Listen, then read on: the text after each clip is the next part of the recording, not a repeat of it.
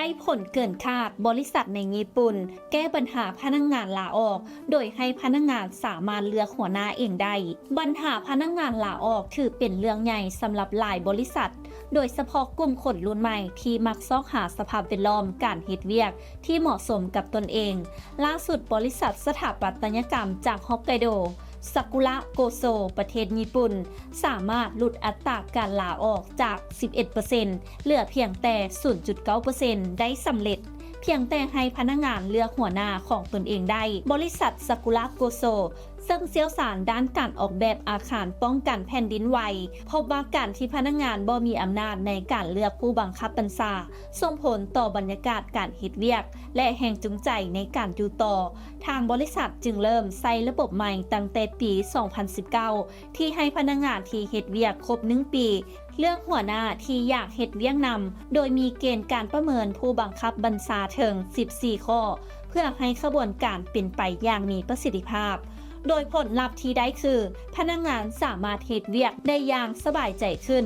ขณะที่หัวหน้าสายงานเองก็เข้าใจจุดแข็งจุดอ่อนของตนเองและปรับปรุงให้การบริหารทีมดีขึ้นเติมแนวคิดนี้บ่เพียงแต่สร้างความพอใจให้กับพนักงานแต่ยังเป็นแรงบันดาลใจให้กับบริษัทอื่นๆนำไปปรับใช้นักค้นคว้าจาก Recruit Works Institute วิเคราะห์ว่า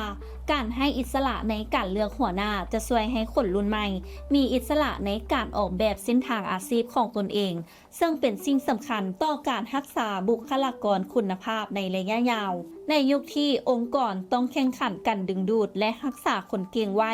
การให้อิสระพนักงานในการเลือกหัวหน้าหรือกำหนดสภาพแวดล้อมการเฮ็ดเวียกของตนเองได้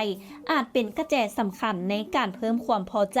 และลดอัตราการลาออกได้อย่างมีประสิทธิภาพนี่คือตัวอย่างของการปรับตัวที่ได้ผลแท้และอาจเป็นแนวทางให้บริษัทอื่นๆนำไปพิจารณาปรับใช้ต่อไปน้ำอบธรรมวงศ์รายงานและท้ายนี้ต้องขอขอบใจสำหรับการติดตามข่าวสารจากทางไทยเก็ตเมกาซีนและอย่าลืมไปกดไลค์กดแชร์กดติดตามกด Subscribe ทุกช่องทางออนไลน์ของพวกเขาเพื่อจะบ่พลาดข่าวสารดีๆจากทางไทยเก็ตเมกาซีน